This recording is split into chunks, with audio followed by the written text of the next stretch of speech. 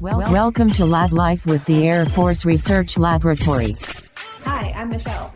And I'm Kenneth. Hello, folks.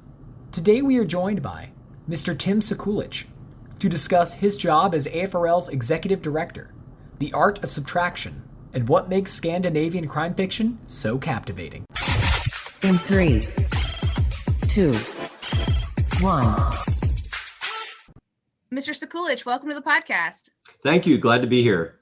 Yeah, we're glad you could join us. For our listeners, you're the Executive Director of the Air Force Research Laboratory, and we're definitely going to dive into what that role and title means later. To simplify it, you're the top civilian at AFRL. You have a job that requires you to solve a lot of problems, many of which we're going to get into as well. But anyone that's been on a team with you knows that you're going to bring reading suggestions to help tackle those problems. I've been on teams before, and I know I was given a John Cotter and a Harvard Business Review assignment. I think in the email that said, hey, we need your help. So Ken and I were pretty surprised to learn that you're a big fan of Scandinavian crime fiction as well, not just Harvard Business Review. Oh yeah. So that's my total escapism genre. And I'm not exactly sure I can pinpoint when that became a thing for me. I think I watched the Swedish version of The Girl with the Dragon Tattoo based on Stieg Larsson's novel. And that was so engaging and different that I thought, well, I've got to check this out more. And suddenly I started checking books out of the library, and then it was Kindle, and very much enjoyed it. Again, total escapism when I just don't want to think about anything about work or whatever. So I have to know then, with that, I imagine that this crime genre, while very fascinating, I don't know how big it is. So is a lot of this translated to English, or have you been learning Swedish, like any Nordic languages to help with it? I won't joke around by pretending to give you a Swedish or a Danish accent because it'll sound ridiculous. They're so popular that many of these authors are translated into English. So authors like Joe Nesbo, and he has a detective, Carrie Hull, Henning Mankell, Kurt Wallander is his detective, Jussi Alder Olsen, Karl Mork, Lars Kapler as a writing team that goes by a single name. So many of these authors are very widely available here in the United States. And they're a little bit different because unlike sort of police procedural style of American crime fiction, they're a little darker. And interestingly enough, oftentimes they weave in contemporary social issues that are part of the plot, part of the mystery, if you will, sometimes part of what the main character, the main detectives are dealing with in their personal lives. So I found it very interesting. And it also is a little bit of a window on a different part of the world, quite frankly, how cultural differences and perspectives play out through the lens of fiction, right?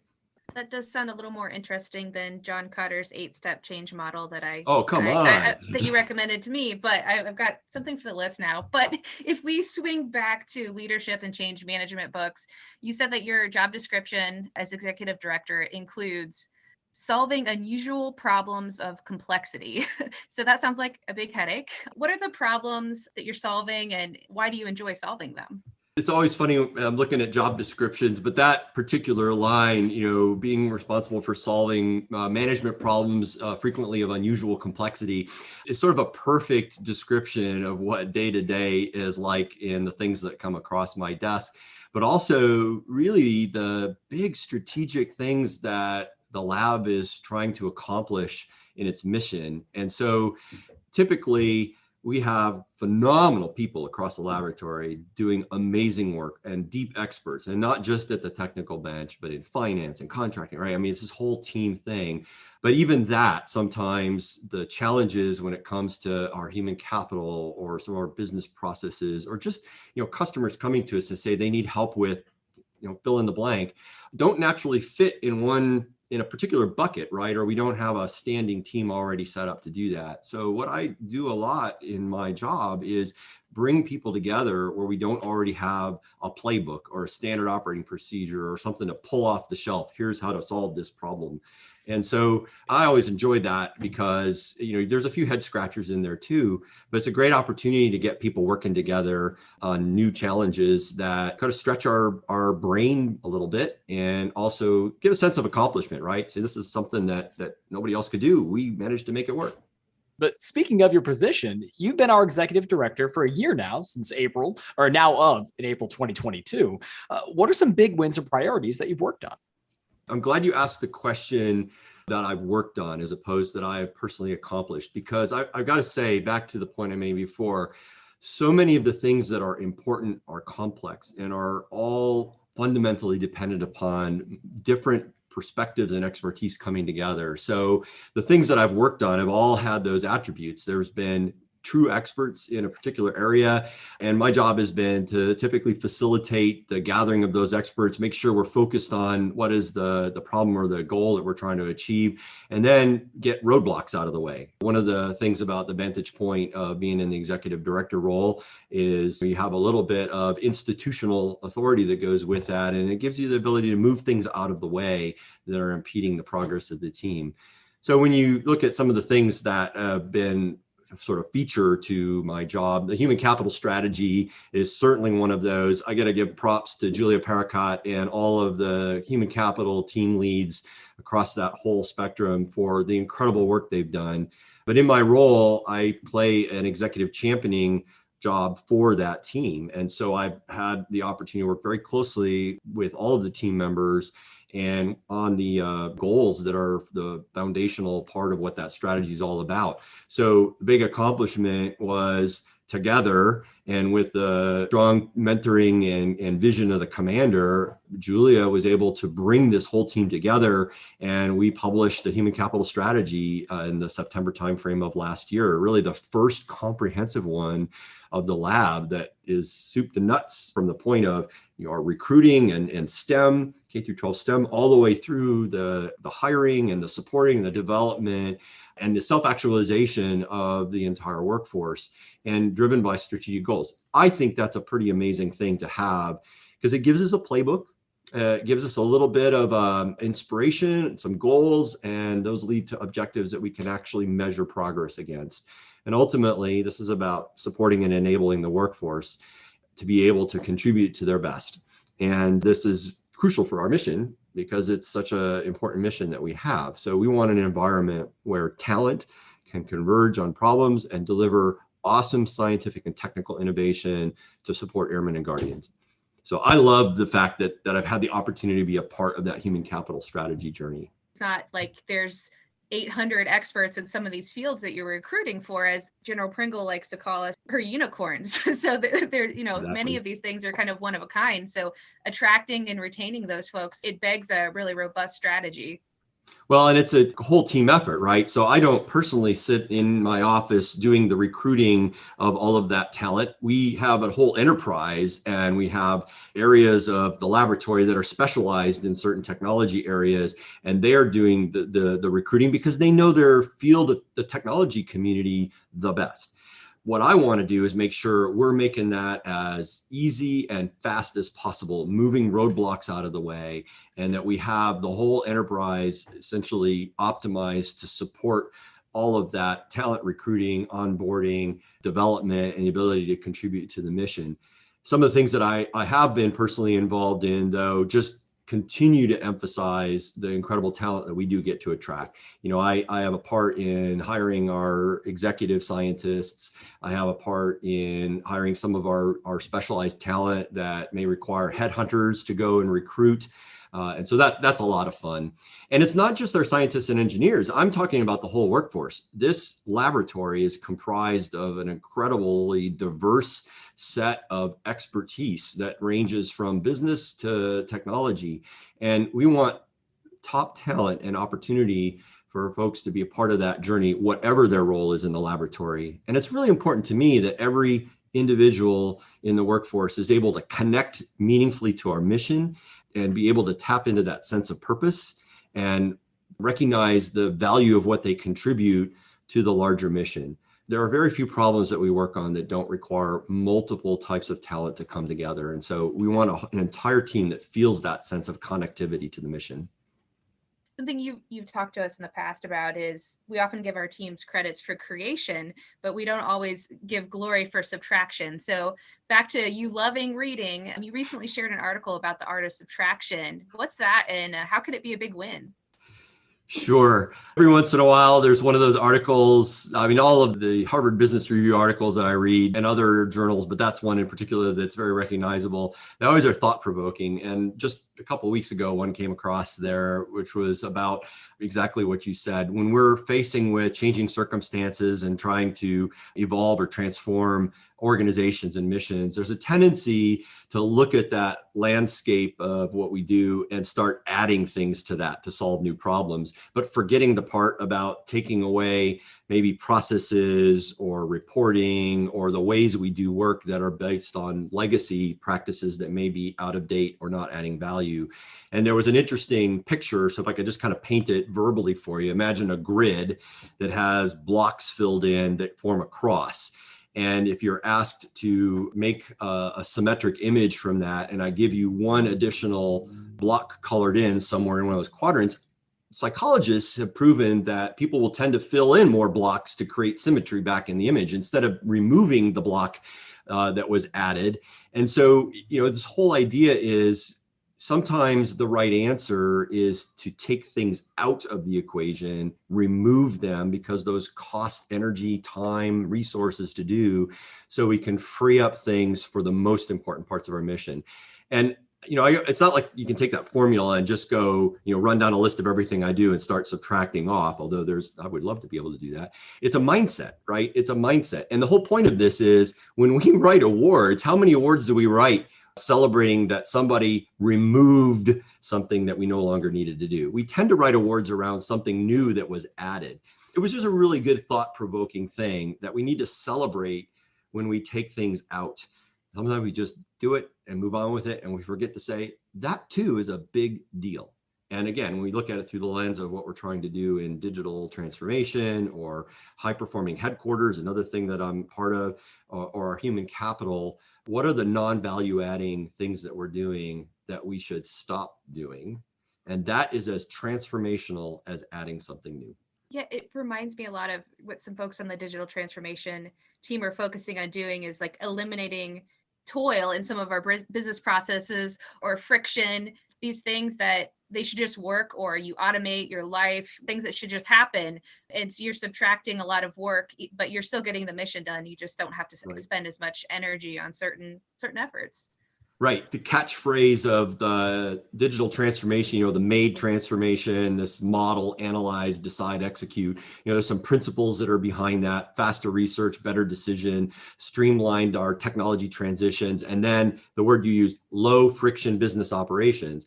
And, as a technologist, we should all know that it takes energy to overcome static friction. And when it's moving, friction drains energy out of the system. And so we want to eliminate that friction in everything we do. This is as much about design thinking as it is about the technology itself. There's a famous IT company who I won't name, but a fruit is very much associated with their name. And one of the things that's made them very effective is a focus on user-centered design. And this idea of you want the technology to just work. You shouldn't have to think about it. And I'm talking about the technology of doing business operations. And that's contrasting with the cutting edge research that we do, where we're trying to understand and what works and how it works so that we can exploit that to our advantage. So we're really talking about business operations. We just want it to work.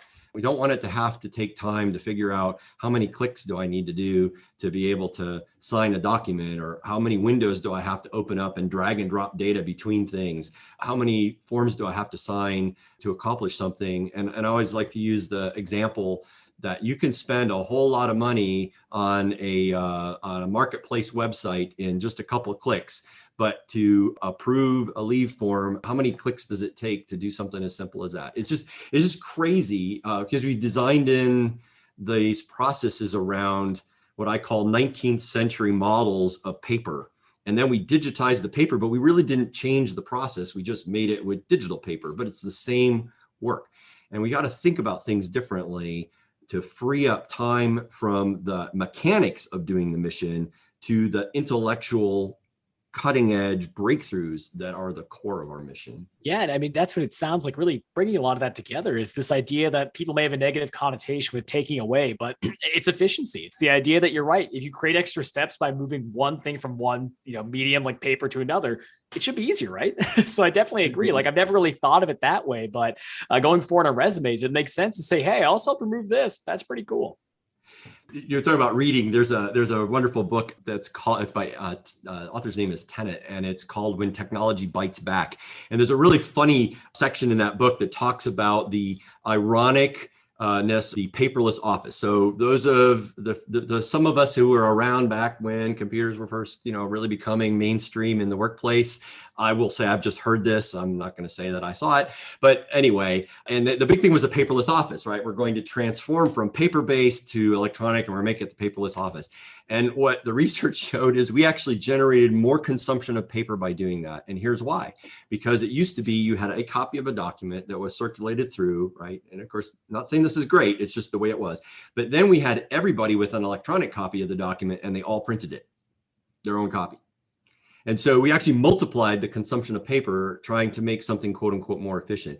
So as we think about low friction business operations, we have to be really careful that we're really thinking through all of the unintended consequences too, and not just shifting the problem from one place to another place.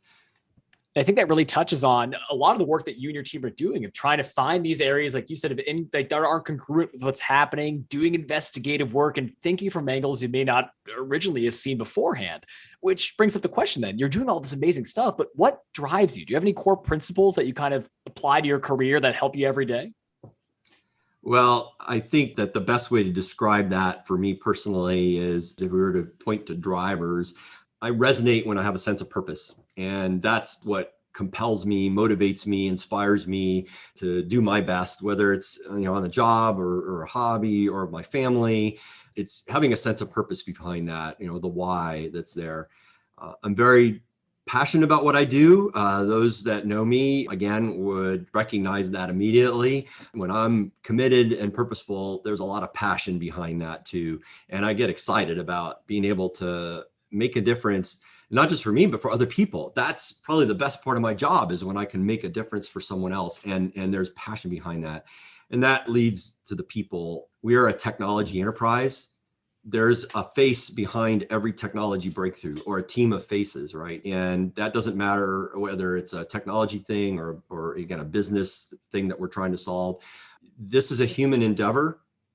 And so is conflict, right? War is a human endeavor, and the technology that enables war is just as much a human endeavor. And we hope we never have to put that technology in use in anger, but there's real people behind that we need the creativity and the drive. And so being people-centered in how I approach the job is processes and technology are parts of the job, but it's people that are the engine that makes all that work. If you think about it, the machinery of an organization, relationship, and mutual respect and understanding are sort of the lubricant that makes that machine run smoothly.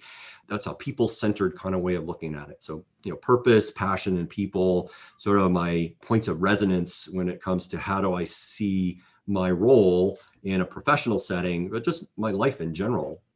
So a really neat part of that then, like you really hit those 3 points right in the head. We'd love to know kind of how that built up through your career. So we're going to take a quick step back and see how this all started. We know, really looking briefly at your history, you've been in the Air Force for a while, including time at the Air Force Academy and decades as an active duty officer.